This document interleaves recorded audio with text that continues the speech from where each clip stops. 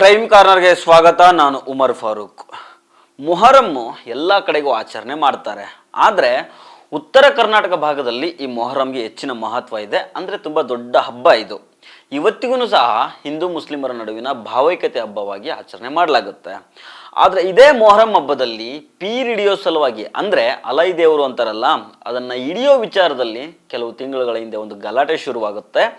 ಆ ಗಲಾಟೆ ಇದೀಗ ಕೊಲೆಯಲ್ಲಿ ಅಂತ್ಯ ಕಂಡಿದೆ. ಇಂತಹದೊಂದು ಘಟನೆ ಮೊನ್ನೆ 6ನೇ ತಾರೀಕು ಕಲಬುರಗಿ ಜಿಲ್ಲೆಯಲ್ಲಿ ನಡೆದಿದೆ. ಈ ಸ್ಟೋರಿ ಬಗ್ಗೆ ಡೀಟೇಲ್ ಆಗಿ ನೋಡೋಣ. ಆದರೆ ಅದಕ್ಕೂ ಮೊದಲು ನೀವಿನ್ನೂ ನಮ್ಮ ಚಾನಲನ್ನು ಸಬ್ಸ್ಕ್ರೈಬ್ ಮಾಡಿಲ್ಲ ಅಂದರೆ ದಯವಿಟ್ಟು ಸಬ್ಸ್ಕ್ರೈಬ್ ಮಾಡ್ಕೊಳ್ಳಿ. ಹಾಗೆ ಈ ವಿಡಿಯೋವನ್ನು ಕಡೆ ತನಕ ಮಿಸ್ ಮಾಡದೆ ನೋಡಿ.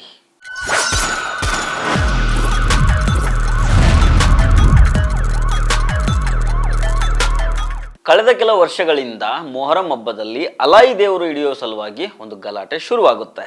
ಅದು ಇವಾಗ ಕೊಲೆಯಲ್ಲಿ ಅಂತ್ಯ ಕಂಡಿದೆ.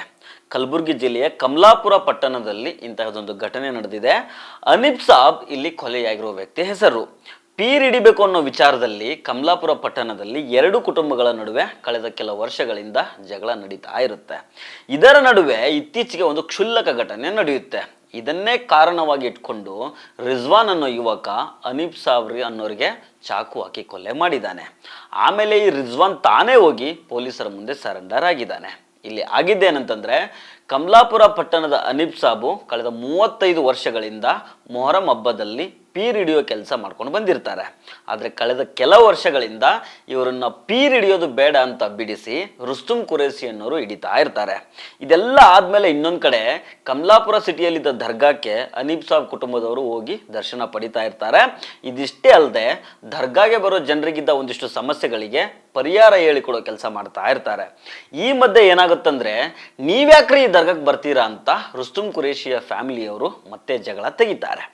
ಈ ವಿಚಾರಕ್ಕೂ ಕೂಡ ಕಳೆದ ಕೆಲ ವರ್ಷಗಳಿಂದ ರುಸ್ತುಂ ಕುರೇಶಿ ಹಾಗೂ ಅನೀಫ್ ಸಾಬ್ ಕುಟುಂಬಗಳ ನಡುವೆ ದೊಡ್ಡ ಗಲಾಟೆ ಆಗಿರುತ್ತೆ.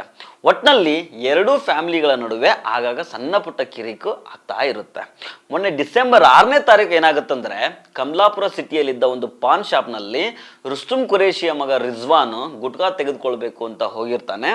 ಆಗ ಅಲ್ಲೇ ಕೂತಿದ್ದ ಅನೀಫ್ ಸಾಬರ ಕಾಲಿಗೆ ರಿಜ್ವಾನ್ ಕಾಲು ಟಚ್ ಆಗುತ್ತೆ. ಹೀಗಾಗಿ ಸಿಟ್ಟಿಗೆದ್ದ ಅನೀಫ್ ಸಾಬ್ ರಿಜ್ವಾನ್ಗೆ 2 ಏಟು ಕೊಟ್ಟು ಅಲ್ಲಿಂದ ಹೋಗಿರ್ತಾರೆ.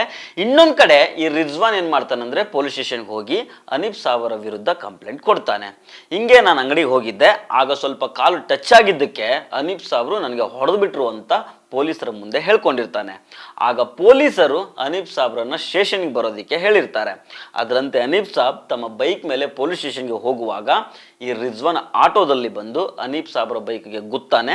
ಆಗ ಕೆಳಗೆ ಬಿದ್ದ ಅನೀಫ್ ಸಾಬ್ರ ಮೇಲೆ ಏಕಾಏಕಿ ಅಟ್ಯಾಕ್ ಮಾಡಿ ಚಾಕುವಿನಿಂದ ಚುಚ್ಚಿ ಸಾಯಿಸ್ತಾನೆ. ಆಮೇಲೆ ತಾನೇ ಬಂದು ಪೊಲೀಸರ ಮುಂದೆ ಸರೆಂಡರ್ ಆಗ್ತಾನೆ. ಈ ಕೊಲೆ ಕೇಸ್ ಸಂಬಂಧ ಕಮಲಾಪುರ ಪೊಲೀಸ್ ಸ್ಟೇಷನ್ನಲ್ಲಿ ರಿಜ್ವಾನ್ ಹಾಗೂ ಆತನ ತಂದೆ ರುಸ್ತುಂ ಸಾಬ್ ವಿರುದ್ಧ ಕೇಸು ದಾಖಲಾಗಿದೆ. ಇಷ್ಟು ದಿನ ಮೊಹರಂ ಹಬ್ಬದಲ್ಲಿ ಕುಡಿದು ಗಲಾಟೆ ಮಾಡೋರನ್ನ ನೋಡಿದ್ದೀವಿ. ಯಾವ್ಯಾವುದೋ ವಿಚಾರಕ್ಕೆ ಈ ಮೊಹರಂ ಹಬ್ಬದಲ್ಲಿ ದೊಡ್ಡ ದೊಡ್ಡ ಜಗಳಗಳಾಗಿರೋದನ್ನು ಸಹ ಕೇಳಿದ್ದೀವಿ. ಆದರೆ ಪೀರ್ ವಿಡಿಯೋ ವಿಚಾರಕ್ಕೆ ಇಲ್ಲಿ ನೋಡಿದರೆ ಒಂದು ಕೊಲೆನೇ ಆಗಿದೆ. ಉತ್ತರ ಕರ್ನಾಟಕ ಭಾಗದಲ್ಲಿ ಪೀರ್ ಹಿಡಿಯೋರಿಗೆ ಒಳ್ಳೆ ಗೌರವ ಸಿಗುತ್ತೆ. ಆ ಊರಿನ ಜನ ಅಲೈ ದೇವರು ಹಿಡಿಯೋರನ್ನ ದೇವರ ಸಮಾನವಾಗಿ ನೋಡ್ತಾರೆ. ಆದರೆ ಇಲ್ಲಿ ಒಬ್ಬ ಹುಡುಗ ಅವರನ್ನೇ ಕೊಲೆ ಮಾಡಿಬಿಟ್ಟಿದ್ದಾನೆ.